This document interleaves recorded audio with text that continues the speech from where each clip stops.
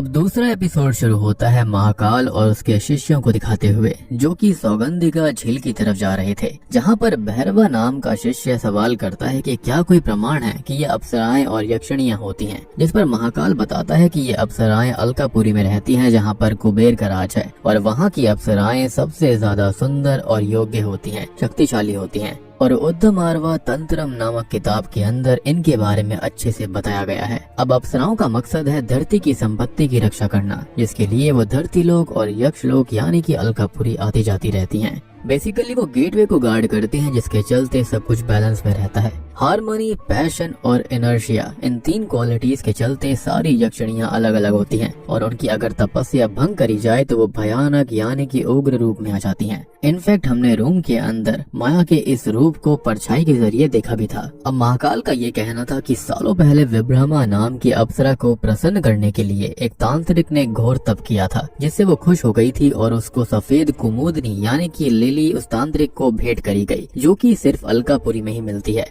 और इसी फूल के जरिए यानी कि लिली के जरिए वो माया को या फिर इन अप्सराओं को पकड़ सकते हैं, उन तक पहुंच सकते हैं, जो कि सौगंधिका झील में ही मौजूद है और इसलिए ही वो सब यहाँ पर आए थे।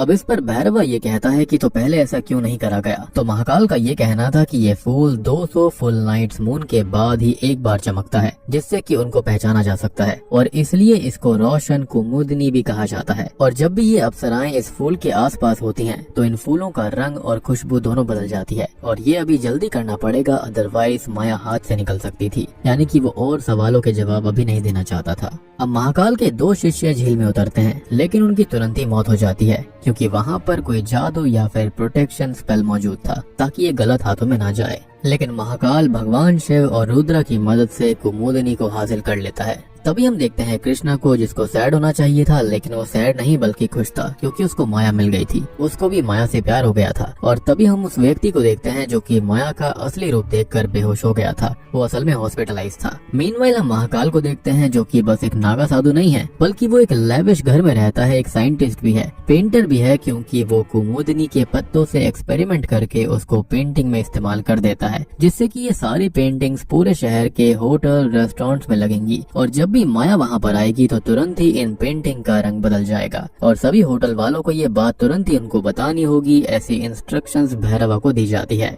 अब ये पेंटिंग बाकी जगहों के साथ साथ सीधा लव होटल में भी लगाई गई थी, क्योंकि वहाँ पर भी माया अक्सर आया करती थी।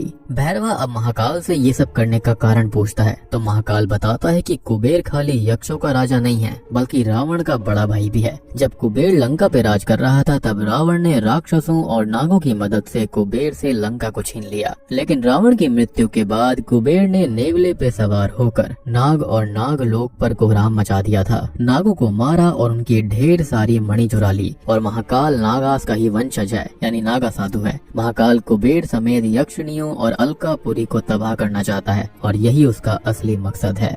खैर अब कृष्णा जाता है क्लब मस्ती करने के लिए, जहाँ पर ऑब्वियसली माया आ जाती है। ये दोनों बहुत ही ज्यादा ड्रिंक करते हैं, मस्ती करते हैं, जिसके बाद माया कृष्णा को अपने घर ले जाने की रिक्वेस्ट करती है और कैब में ये दोनों जाने लगते हैं, जहाँ पर माया कृष्णा को किस करने लगती है। अब घर जाकर माया खूब रिक्वेस्ट करती है कि वो दोनों इंटीमेट हो जाएं, लेकिन कृष्णा ऐसा नहीं करता और घर से निकल जाता है। लेकिन हम नोटिस करते हैं कि माया नशे में थी ही नहीं, वो बस एक्ट कर रही थी। ऑब्वियसली धरती लोक की मदिरा उस पर क्या ही असर करती। खैर अब कृष्णा बचते बचाते बाहर आता है, जहाँ पर उसके जीजा जी मिल जाते हैं, क्योंकि ये कार उनकी ही थी और कार के अंदर का सारा कार्यक्रम उन्होंने देख लिया था। घर पर वो ये सारी चीजें बताते हैं और सभी माया के बारे में पूछते हैं। सब काफी गुस्सा करते हैं, लेकिन कृष्णा के पास माया का फोन आता है। उसके ऊपर तो माया का जादू चल गया था, जिसके चलते वो अपने मॉडल जाता है, जहाँ पर माया उससे मिलने आई थी और वो कृष्णा के साथ किसी शांत जगह पर चलने के लिए कहती है, जहाँ पर वो दोनों आराम से बैठ पाएं। जिसके चलते हम देखते हैं कि पेंटिंग का रंग बदल गया था और हम एक और चीज नोटिस करते हैं कि उनको भी कोई छुपकर देख रहा था। तभी कृष्णा और माया एक साथ थे, जहाँ पर माया बहुत कोशिश करती है कि कृष्णा के साथ वो इंटीमेट हो जाए। वो कहती है कि शादी करनी जरूरी नहीं है, लेकिन कृष्णा की यही शर्त थी कि वो शादी करके यही सब करेगा। यही उसकी माँ की आखिरी इच्छा थी, जिससे कि माया गुस्से में आ जाती है। लेकिन उसके पास फिलहाल कोई और रास्ता भी नहीं था, तो वो वापस उसी पेड़ पर बैठकर रोने लगती है। लेकिन भद्रा ये कहता है कि शादी की ही रात अगर उसका पति मारा जाएगा तो उसको बुरा नहीं लगना चाहिए।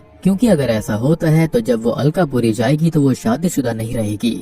मीनवाइल होटल वाले बताते हैं कि पेंटिंग का रंग अजीब हो गया है और महाकाल समझ जाता है कि माया यहीं आसपास है। अब उस पेंटिंग के ऊपर जो पिसी हुई कुमुदनी लगाई गई थी उसकी ही हेल्प से एक नीली शक्ति का गोला यक्षिणी ट्रैकर बन के सीधा कहीं जाने लगता है और महाकाल समेत भैरवा भी उसका पीछा करते हैं। महाकाल माया को पकड़ने के लिए एक अदृश्य शक्ति छोड़ता है, लेकिन ये माया नहीं होती बल्कि एक और यक्षिणी या फिर अप्सरा होती है जिसका नाम ज्वालामुखी है और इसी ने उस पेंटिंग को छुआ होगा ताकि महाकाल उस तक आए न कि माया के पास जाए। अब महाकाल गुस्से में ज्वाला की शक्ति बांध देता है और जब तक ज्वाला माया को उसके पास लेकर नहीं आएगी तब तक उसकी शक्ति बंधी रहेगी, लेकिन फिर भी ज्वाला हंसती रहती है जैसे कि वो कुछ प्लान कर रही हो। एनीवेज अब कृष्णा दुखी होकर माया से माफी मांगने के लिए उसी पेड़ के पास जाता है जहाँ पर वो उसे पहली बार मिली थी एंड शॉकिंगली माया वहाँ पर आ भी जाती है। वो पूछती है कि क्या कृष्णा उससे शादी करेगा, जिससे कि कृष्णा बहुत खुश होता है और माया को हक कर लेता है। लेकिन हम माया की आंखों को चमकता हुआ देख पाते हैं, मीनिंग उसको बस अपना मकसद पूरा करना है,